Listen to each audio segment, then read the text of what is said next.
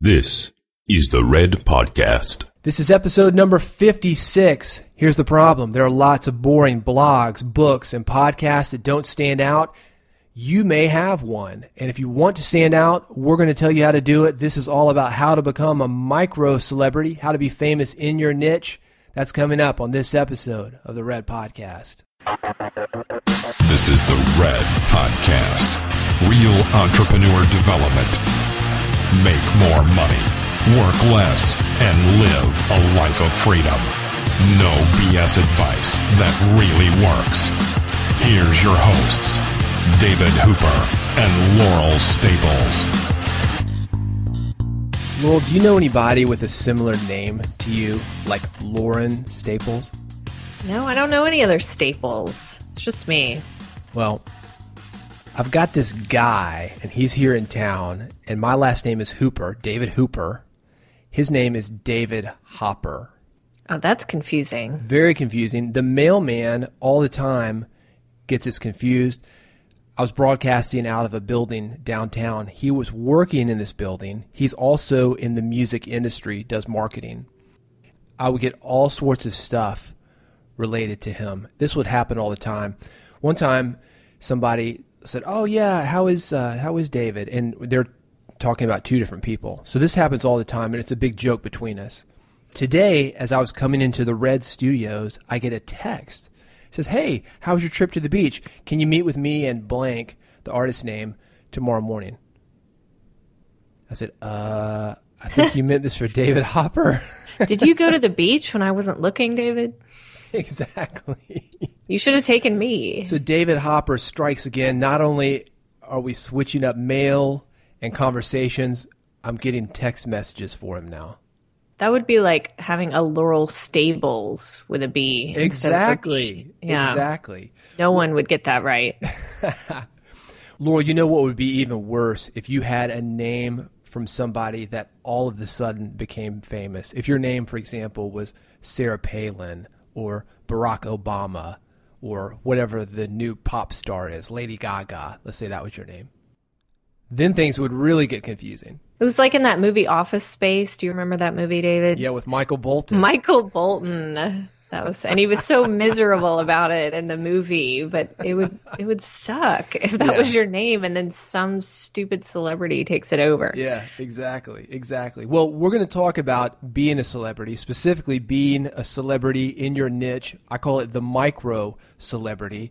First, let's talk about what is RED. What is RED, Laurel? RED stands for Real Entrepreneur Development. We created this podcast for authors, speakers, bloggers, podcasters, coaches. If you have a message and your business is to spread your message and you want to make money doing that, this podcast is for you. This is where the 4-hour work week really begins. Yeah, we've got some tips, some tricks, but this is more about a long-term long game strategy for you. We want you in this business not just for the moment and not just because you're doing what's hot right now. We want you in this business for a long time, spreading your message, getting more people to your events, making more money with what you're doing. This is the problem. There are a lot of people doing this. There are a lot of people with books, blogs, podcasts. They're boring and they don't stand out. On this episode, we're going to talk about the solution. I think it really comes down to personality marketing. We've certainly talked about this before, Laurel, but this is a foundation for anybody wanting to stick out. It makes the boring exciting. That's the thing, is a lot of business owners think that if they build it, people will come. If they start a blog, if they write a book, if they launch a podcast, that just because they're doing it, somebody's going to pay attention. And if you've ever done that and you've noticed that people did not pay attention to you, then this is the episode for you, because there's certain ways that you can bring your personality into these things that are going to make you stand apart from what everybody else is doing, because you don't want to be like everybody else. Because if you're like everybody else, you're not going to connect with your audience. You're not going to reach the people you want to reach, and you're not going to make money, and you're not going to make an impact in this world. So it's all about standing out from the crowd. When you think about it, we're all pretty much doing the same thing. We talked about authors, writers, bloggers, podcasters. If you're talking about marketing, more or less everybody's saying the same thing. If you're talking about marriage counseling, more or less everybody is the same thing.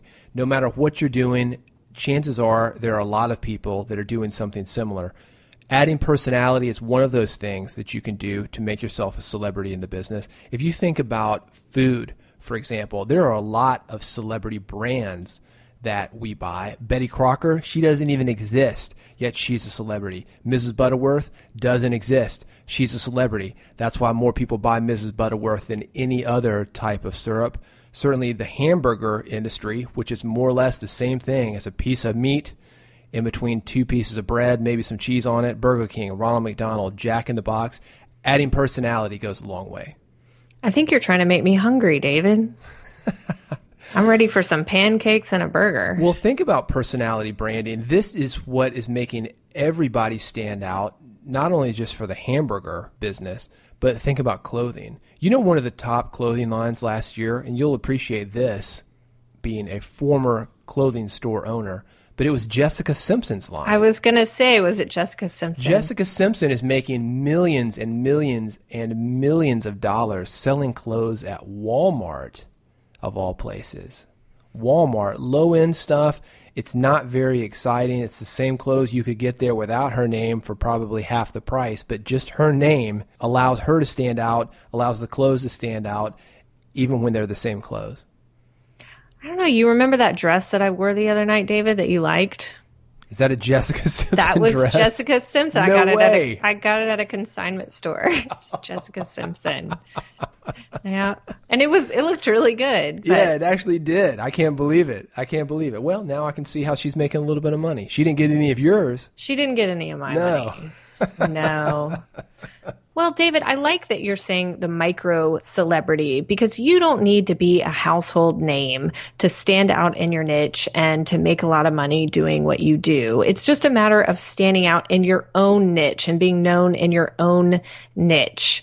You don't have to be the Burger King or Mrs. Butterworth or anyone like that that's a household name. You just have to be known to the people that are interested in what you do. Most people think when they hear that, hey, I'm just playing small, I want to go big. But we know this from all the events that we've done, all the live events, anyone you go to, every one of them has their own celebrities. And these are people that if they walked outside the event on the street, nobody would know who they are. But while they're at the event, they've got people wanting to give them money. They've got people wanting autographs, photos taken. They've got people listening to their presentations. And that's really what we're talking about. I call it micro-celebrity. Earlier I mentioned how to be famous, and I'm not really sure how to be famous is the correct terminology for it. It's basically being respected in your niche and at that point where you're above everybody else who's there with you. You don't have to compete against everybody, just the people that are in the room with you. And that's usually not too hard to do. What's the first thing you would do if you're trying to become a micro celebrity, David? I think that it's important to stop talking like you're something bigger than you are. You need to make it clear that you're a real person. 10, 15 years ago, you would go to the internet and look at a website. It was one guy running a small business, and what that guy was trying to do is make his business look bigger than he was. When I started out, I was just one guy. I had a phone tree. Even the interns had their own email addresses. I wanted it to appear that I knew what I was doing and that the people that were hiring me were in good hands. Now, today, you don't see people talking like this very often, but it's still something that we need to mention here because I saw it the other day. I know it still happens. Saw a guy, one-man show, he's talking our business, we, when it's just him. I absolutely did that when I first started out in business. My whole website was, we do this and we do that, and our business is suited for you. And that's just bad corporate speak. And nobody wants that anymore. Laurel, I have a funny story, and it's on the opposite end of this. It's a friend of mine named Derek Sivers. Most people know him from his talks at TED. He's got these talks. They've got millions and millions of views. You can look him up online at Derek Sivers or sivers.org. Is his blog. Really, really smart guy. How I met him, he was a musician. He started a company called CD Baby. And CD Baby was a big company. I believe it had about 80 employees when Derek was there. Millions and millions of dollars a year. And Derek, when you would order from him, it wasn't just him, but he made you think it was just him. All the emails were super personable. You would think it was like some guy in a little bitty house and he would personally send the CD to you. And that's really how powerful personality marketing is. If you go to CD Baby now, Derek has sold it. Everything has changed for that company. It got, I guess, overtaken. He sold it to a big corporation. Just doesn't have that same type of personality. Not only because he's not there, because their marketing has changed. It seems to be the trend that smaller companies and more unique businesses are ramping up and are becoming more popular, kind of like microbrewers versus the big beer industry. Have you noticed that trend? I think people are just really more interested in unique personalities and unique people and unique businesses instead of the big conglomerates. They totally are, and this is a funny story with microbrews. There are some brews out there that are actually by Anheuser-Busch, by some of those big companies, but they just put a different label on them, make people think that they're smaller than they are. So that's a perfect example of the kind of marketing like Derek was doing with CD Baby and how powerful that is. A lot of the brands that we get that we think are small, they're not that small. I say, though, make it clear that you're a real person, and you can do that through writing the copy on your website in a certain way, using the word I instead of we. Using the word you a lot is honestly better, but if you have to use a personal pronoun, use I. And also, if you're sending out something to your customers or to your clients, you could put a personal note with it or do something like that. Give them a handwritten note. There's a company called, I believe it's Sugarfina, and they do candy. It's basically candy for adults. They have some unique flavors. And they send a personalized note with every single order. And they're a big company. They have, well, they're big. They have maybe 36 employees. So they're a small, big company for a candy company. But they do something that not any other candy company is doing to say, hey, we're a real person and we really care about you. And that gives it a personal touch and puts personality into it, which Mars Candy Company is not doing. Well, here's something that Mars Candy Company could do, though. So if you're working for a big corporation like Mars or even something smaller, 80, 100 people, here's something that you can do, and that's have a personal blog. 1-800-Flowers is like this. The boss for 1-800-Flowers has his own personal messages on the site. He has his own personal blog. Same thing with GoDaddy. GoDaddy is probably the best example. The CEO for GoDaddy has done an amazing job of getting his own perspective out there, sharing pictures of his trips, blogging, sharing his vision of the company and other things with people. So it's a huge company, but it has some personality to it, and it makes people feel like they're actually able to reach out and touch this guy. In addition to that, I would say bring in your real life experiences. Bring in what's going on with you. People want to connect with you as a person and see that you're doing something, and hopefully what you're doing is congruent with you and with your brand and all of that. So bring that into your personal blog or somehow into your business brand and communication. Yeah, I think just in general, because everybody more or less is doing the same thing. Group A is going to like a certain way that that's done. Group B is going to like something totally different. And if you can get the exact message and the exact personality that a certain portion of the customers that are buying your stuff like, you can really, really have things take off. And that's why I think it's important to bring in real life experiences. Laurel, you and I, every show, we talk about personal experiences. We bring some personality into it. We're not all business on this podcast, but at the same time, there's that fine line. People aren't listening just because they want to hear us chat about ourselves. And I've seen a lot of small-time entrepreneurs kind of take that to a whole new level where they make it all about them. You still have to keep things professional, but let a little bit of yourself shine through the cracks. David, you probably get a lot of email newsletters from different experts and gurus and people like that. You know, how much more compelling do you feel like it is to have somebody who sends you an email newsletter where they tell you a story about what they did, or maybe they say, you're not going to believe what happened to me this weekend, and then they merge the story into some piece of advice or something else that adds value to you, versus somebody else who just might send out a boring email newsletter that's like, here's a recipe for you and come see my blog. You know, there's a really big difference there in my mind. Super big difference. Yeah. And you know what else? This kind of relates. I think you should bring in multiple forms of content, and if you can make those pieces of content personable, we've talked on here a lot about John Acuff. He's a guy who's worth looking at. It's acuff.me, and he is amazing at bringing in personal stories. He has personal pictures. I would rather see that than a guy who's going to go to iStock Photos and get these stock photos that everybody else and their brother has used. Oh my God, that's so boring. It's awful. It's boring. It's a total turnoff, and it makes it look more corporate even if you're a one-man show. One-man show has personality. One-man show uses Polaroids. One-man show uses YouTube videos. A lot of people are trying to get more slick. Sometimes if everybody else is getting really, really slick, don't try to compete with them. We always talk about they zig, you zag. Sometimes you want to go lo-fi, and that can be with Instagram photos instead of big corporate iStock photos.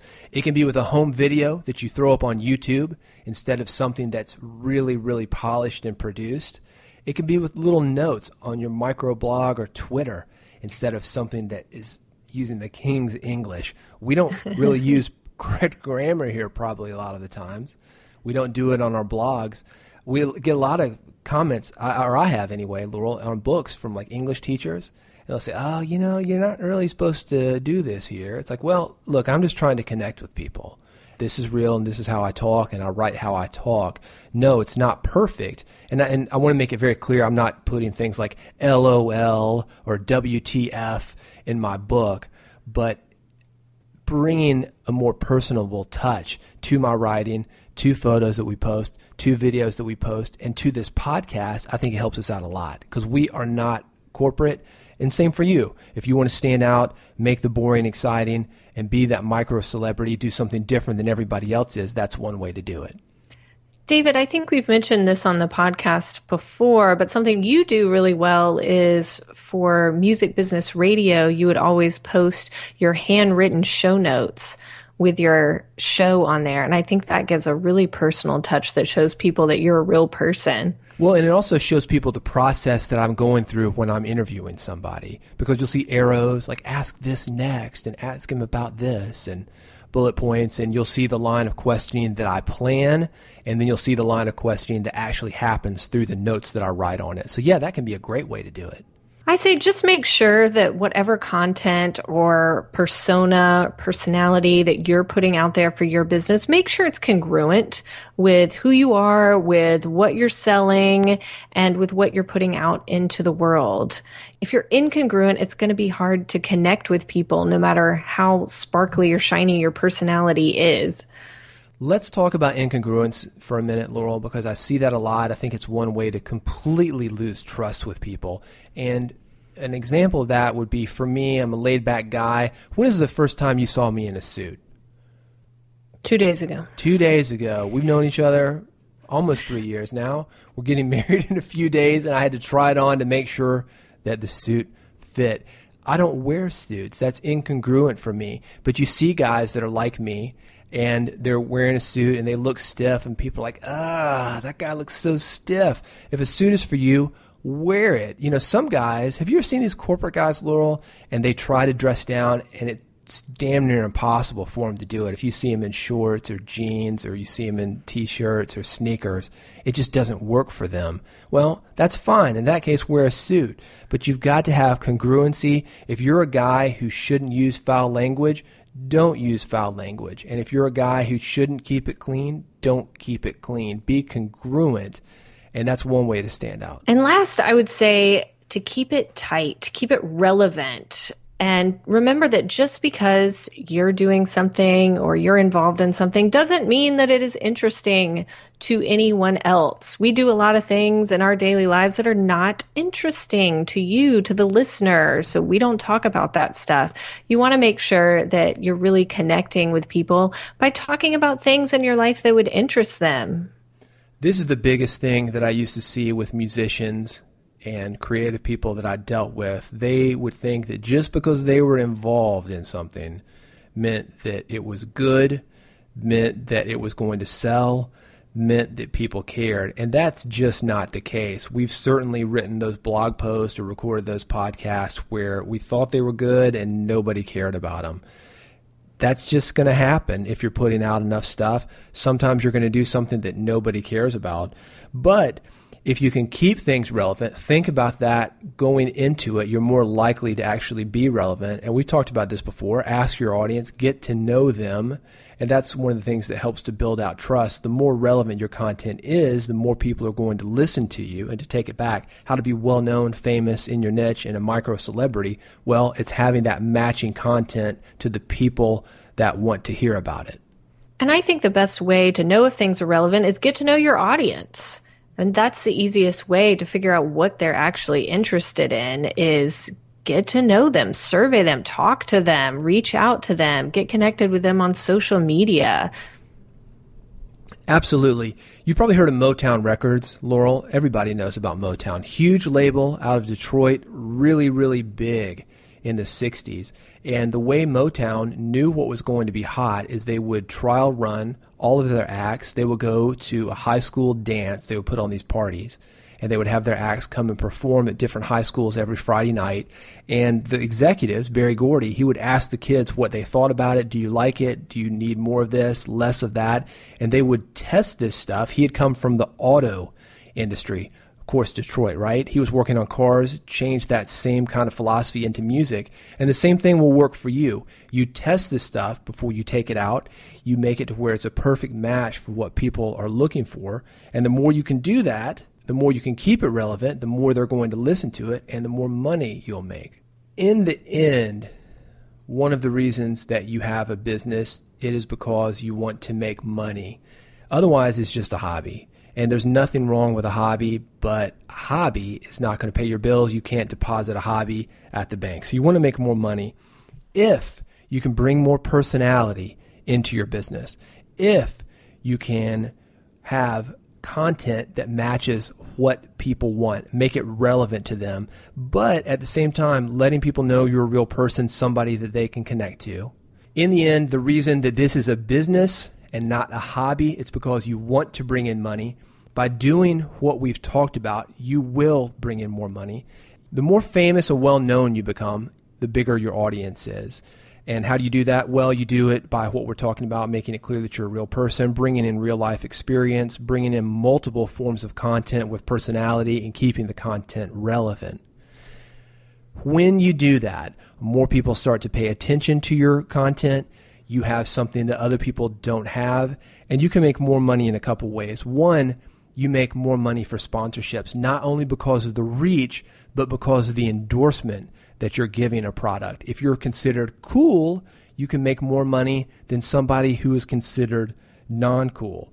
People are not paying for just reach. If they wanted to blast something out, they could get on the Super Bowl, let's say, or something that just has a lot of eyeballs. But what you're doing is you're making their marketing more effective by bringing in that endorsement, and that's one of the ways that you will benefit by focusing on being the micro-celebrity within your niche. Remember, just to summarize this all up, everybody, more or less, is doing the exact same thing. But by you bringing this personality into it, it's going to go a long way with making what you're doing stand out more, stick more, and reach more people. And you become a magnet for the right people, the right audience, the right clients or customers for you when you put your personality out there and actually start connecting with people. Totally. People want to be part of a winning team. People want to be part of a team that is just like them. They're going to connect with you more. They're going to listen to you more because of that. Yeah, it's a great opportunity. And once this thing starts rolling, it will start to build upon itself and you'll get more and more money. Once you get in with a popular brand, more brands will want to come on.